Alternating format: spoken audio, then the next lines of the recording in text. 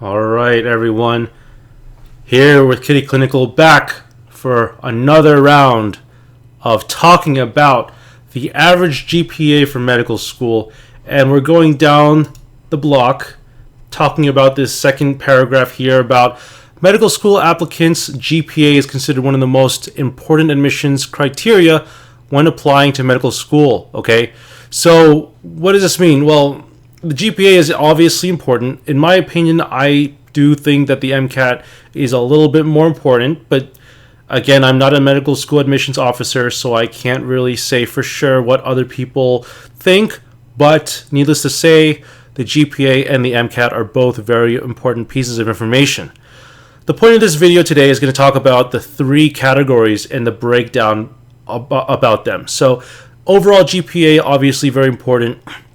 And then we got this thing here called BCPM. What does BCPM stand for?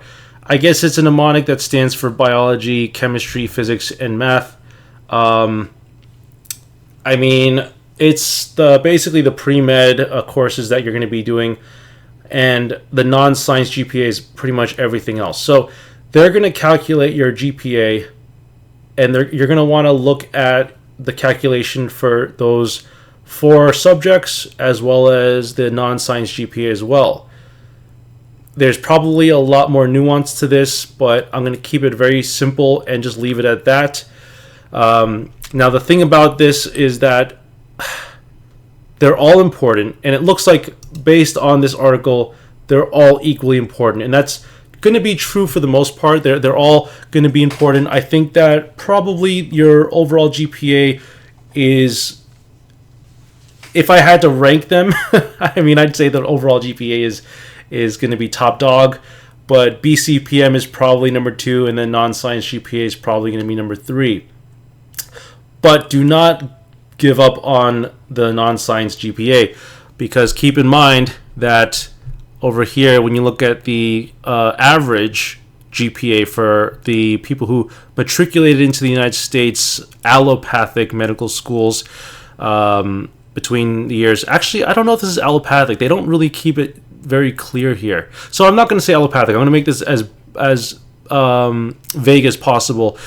The average GPA for medical school matriculants, 2021, 2022. You see here now that the non-science GPA is the highest. It's 3.83 versus the overall 3.74 and the BCPM 3.67. So what does this mean? This means that the people who are getting into medical school are getting much higher GPAs that are non-science than their science GPA. This means that you need to do really, really well on your non-science courses. English, literature, history, or whatever course you're taking.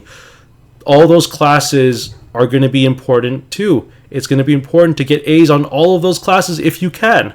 Because looking at this non-science GPA, the average GPA for all these other people who got into medical school was pretty darn high. Biology, chemistry, physics, and math is going to be hard. Those are probably one of the hardest subjects in college for sure. But, if you do well on those, then that's going to be great. But if you're struggling on the non-science GPA, then I would say that's going to be something that you need to focus on. Okay, so priorities matter. When it comes to being a doctor, one of the key things that I've had to learn was triaging. What do I mean by triaging? I mean figuring out what's the most important thing and focusing on getting that taken care of before the other things in place. So if you're on nights, you're covering the hospital, what's going to be more important to you if you get 2 pages at the same time? One page is from the nursery about a newborn who's short of breath, oxygen saturation's 85%, and then the other page is about a nurse from the adult floors asking for Tylenol for a patient. Well, what do you do first? Do you take care of the little baby who's sick? Or do you take care of this patient who's in a little bit of pain? 1 out of 10 needs Tylenol, okay? Same thing here. I know it's kind of crazy for me to say that, but it's true.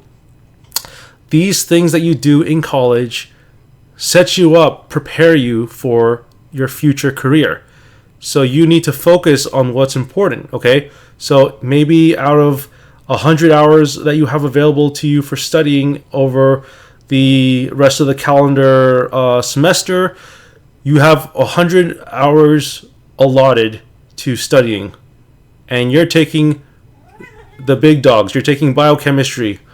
You're taking, or let's say you're taking biology, you're taking chemistry, and you're taking like 3 other courses. I don't know, history, and then philosophy or something like that. And you're doing really well on philosophy and history, but you got to focus on biology and chemistry. Think to yourself what's important. And we can actually, I'll have more videos about this in the future.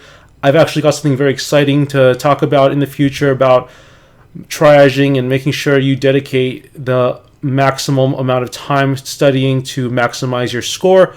But hopefully this helps. Remember, figure out what's important to do well in your GPA. Get it right. Let me know if you have any questions. Feel free to write a comment down below for any other further conversations.